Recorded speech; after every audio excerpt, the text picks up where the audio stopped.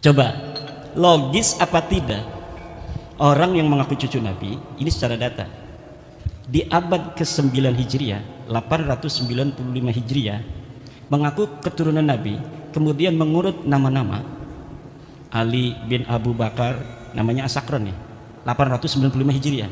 Nama saya Ali bin Abu Bakar bin Muhammad bin Abdurrahman Asgar bin Maula Dawilah bin Ali Sahibud Darak bin Ali Al-Ghayyur bin Faqih Muqaddam bin Ali bin Muhammad Sahib Mirban bin Ali Qali Qasam bin Alwi bin Muhammad bin Alwi bin Ubaid bin Ahmad bin Isa. Ahmad bin Isanya 345 Hijriah. Sementara di abad-abad itu sudah banyak kitab nasab. Di abad keempat katanya Alwi ini hidup 400 Hijriah, berarti abad kelima. Di abad kelima sudah ada kitab Tahdhibul Ansab karya Al-Ubaidili 435 Hijriah. Tidak ada di sana mengatakan Alwi ini adalah cucu daripada Ahmad bin Isa. Ahmad bin Isanya disebutkan dia punya anak, kemudian keturunan sampai beberapa keturunan, tapi tidak menyebutkan Alwi ini buyutnya Rizik Syihab itu sebagai keturunan baginda Nabi besar Muhammad. Ada juga di abad kelima itu kitab Muntaqilah At-Talibiyah karangan Ismail Toba-Toba. Ismail Toba-Toba itu 470 Hijriah. Tidak menyebutkan juga bahwa Ahmad bin Isa punya anak namanya Ubaid. Ahmad bin Isanya disebut dia punya anak namanya Muhammad, dia punya anak namanya Ali, tapi tidak disebutkan dia punya anak namanya Ubaid. Kemudian kitab Al-Majdi 490 Hijriah karya Al-Umari tidak juga menyebutkan Ahmad bin Isa punya anak namanya Ubaid. Ubaid punya anak namanya Alwi yang jadi Ba'alawi itu nggak ada. Kemudian naik ke abad ke-6 yaitu 597 Hijriah karangan seorang pakar usul fikih Imam Fakhruddin Ar-Razi. Beliau juga seorang ahli tafsir, punya kitab tafsir Mafatihul Ghaib, punya berbagai macam kitab sejarah dan lain sebagainya. Idza utliqal imamu fi usulil fiqhi fal muradu bihi Imam Al-Ar-Razi. Kalau dimutlakkan nama al-imam, qala al-imam dalam kitab-kitab usul fiqh, itu maksudnya adalah al-Imam Fakhrur Razi. Beliau menulis sebuah kitab berjudul Asy-Syajarah Al-Mubarakah wa hasara fihi anna aulada Ahmad bin Isa al-Muqibin munhasirun fi salasati bani. Anaknya cuma 3. Siapa? Muhammad, Ali, Husain. Itu 597 Hijriah. Beliau menulis kitab itu. Wafat 604 Hijriah. Beliau punya anak murid namanya itu Al-Fakhri juga, ngarang kitab namanya Al-Fakhri. Al-Marwazi nama murid beliau itu 614 Hijriah. Di situ juga disebutkan nama Ahmad bin Isa dan tidak disebutkan Ahmad bin Isa ini punya anak namanya Ubaid, punya cucu namanya Alwi. Tidak ada. Mereka tidak disebut keturunan Nabi pada 614 Hijriah. Kemudian ada kitab Al-Asili 700 Hijriah. Kemudian ada kitab As-Sabatul Muson 787 Hijriah. Kemudian ada kitab Umdatul Talib As-Sugra 828. Ada kitab Umdatul Talib As-Sugra karya orang yang sama Ibnu Ainabah 828 Hijriah. Sampai abad ke-8, abad 9 awal ini tidak ada orang yang menyebutkan ahli nasab itu bahwa Ba'alawi keturunan baginda Nabi besar Muhammad SAW. Padahal mereka sudah ada itu di abad 9 itu, mereka sudah mulai mengaku sebagai turun Nabi.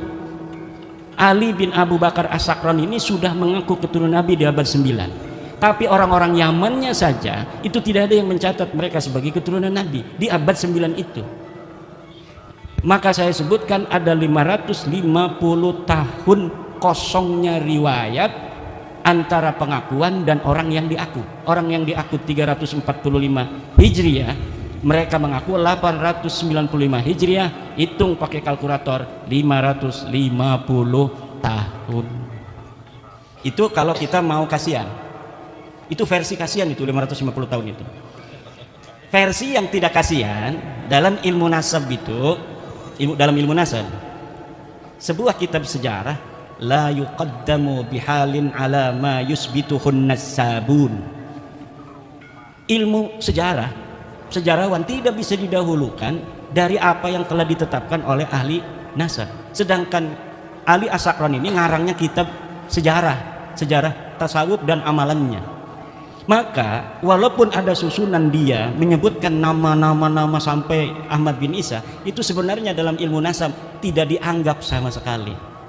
adanya nama mereka itu muncul dalam kitab nasab, dalam kitab Tuhfatut Talib 996 Hijriyah. Itu kalau dihitung 651 tahun. Cuma dalam kitab Tuhfatut Talib yang menyebut nama-nama mereka itu, Alwi sudah ada di situ tuh. Karena kan mengakunya 895 Hijriyah. Kemudian 996 Hijriyah ada masuk nama dia. Masuknya apakah berdasarkan maraji? Tidak. Orang yang mengarang kitab itu Tuhfatut Talib namanya As-Samarqandi mengatakan, saya melihat fi ba'dit ta'aliq, dalam sebagian kertas-kertas ta'liq. Jadi bukan berdasarkan maraji dari kitab-kitab, tetapi berdasarkan apa yang dia temukan dari kertas yang ada di pinggir jalan. Dia nemuin aja, wah ada nih bin, masukin aja supaya kitab saya agak banyak lah. Itu hanya begitu saja. Di dalam ilmu nasab, ida urifal wadi'u intafal istidlal. Apabila ditemukan dan diketahui pemalsunya, maka istidlal itu hilang. Nah, kitab Tuhfatut Talib ini tidak bisa untuk dijadikan referensi. Kenapa? Walaupun dia kitab nasab, tetapi penulisnya sudah iktiraf bahwa dia mendapatkannya bukan berdasarkan maraji dari kitab-kitab sebelumnya. Sedangkan di dalam kitab nasab, nasab itu bisa diisbat hanya oleh kitab-kitab nasab. Jadi kitab-kitab nasab yang ada di sejak masa 199 Hijriah, Abnaul Imam fi Misrawasan, itu Abnaul Imam kitab aslinya yang kemudian pada abad kelima dipalsukan, katanya ini karya Yahya bin Ismail Toba-Toba, padahal itu karya Ibrahim Toba-Toba yang wafat 199 Hijriah.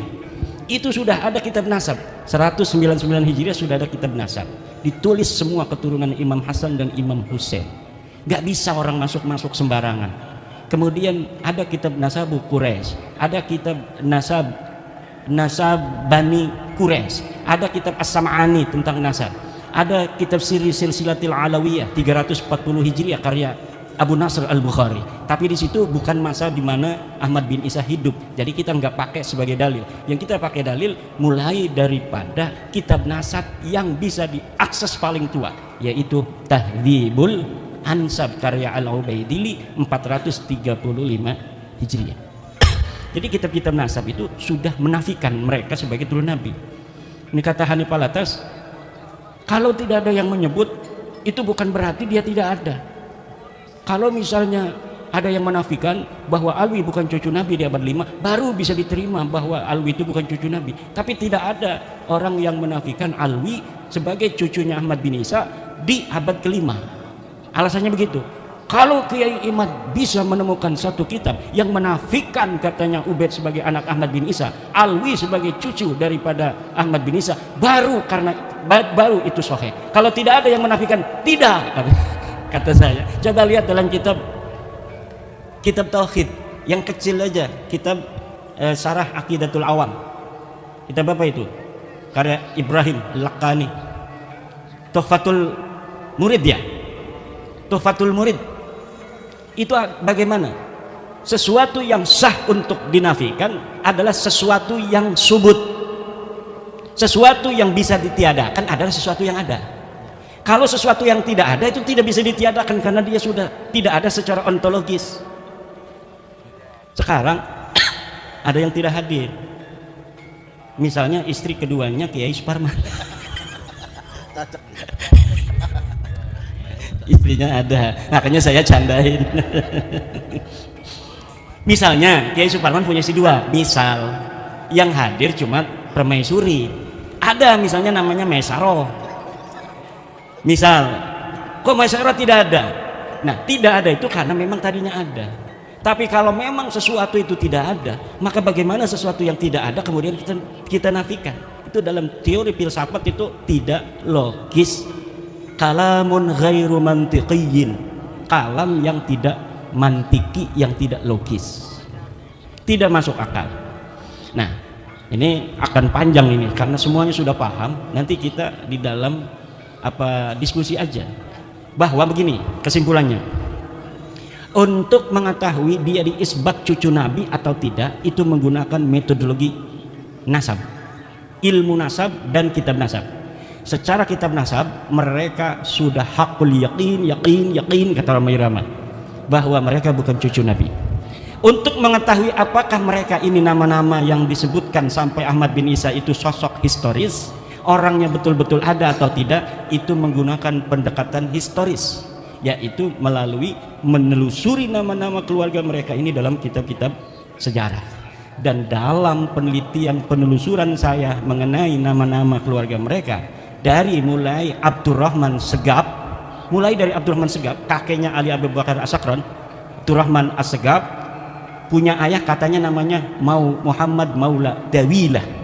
Ini adalah sosok yang fiktif. Dari mulai Muhammad Maula Dawilah punya ayah Ali Sahibud Darak, Ali Al-Ghayyur, Faqih Muqaddam, Ali bin Sohib Mirbat bin Ali Qali Qasam bin Alwi, sampai Ubaid, itu semuanya sosok ahistoris, orang fiktif yang namanya diurut begitu saja demi untuk mencapai ketersambungan sampai Ahmad bin Isa yang sudah sahih sebagai keturunan Nabi.